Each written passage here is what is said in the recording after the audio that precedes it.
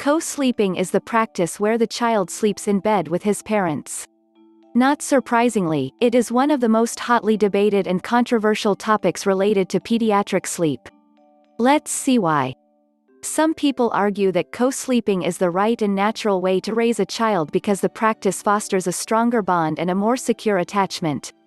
Conversely, others will tell you that co-sleeping is risky, ridiculous, or even dangerous and they don't want it for their family. So, which approach holds the truth? First, it's important to understand that co-sleeping is not magic. Although some proponents of the family bed would disagree, numerous couples have reported that their babies did not necessarily sleep deeper or longer because their parents were close by. In fact, some parents found that their child slept longer and woke less frequently when they stopped co-sleeping and moved him into his own crib.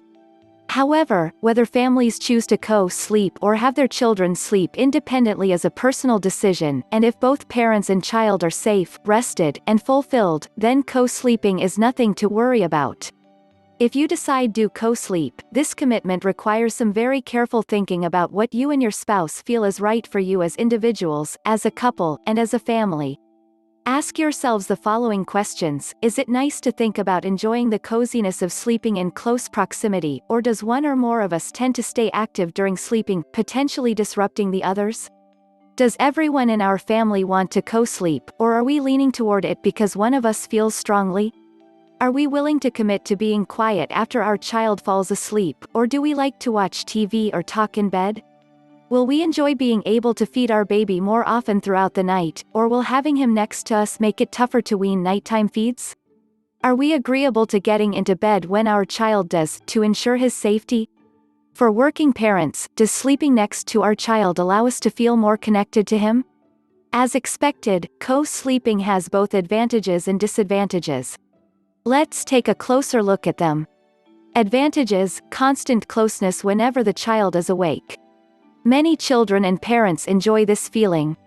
Immediate action and support for any sleep-related problem. The ability to nurse and respond to other nighttime wakings without getting up. More time to spend with the child. Possibly better sleep for both the child and the parents. If the child was sleeping poorly to begin with. Disadvantages: parents may sleep poorly if their children are restless sleepers. Parents may end up sleeping in separate rooms, and they may become angry at their child or with each other. Children's and adults' sleep cycles do not coincide. Parents may have to go to bed at a very early hour with their children and be left with little time for their own evening activities. Parents have little privacy. There may be a slight increase in the risk to the infant from SIDS and related causes. The decision to co-sleep should be yours, made by the parent, or parents, and based on your own personal philosophies, not on pressure from your child or anyone else. Another family's good or bad experience with co-sleeping should not influence your decision. Your child is unique and your family is not the same. Click the link below to read the guide on how to get baby to sleep and get a good night's sleep.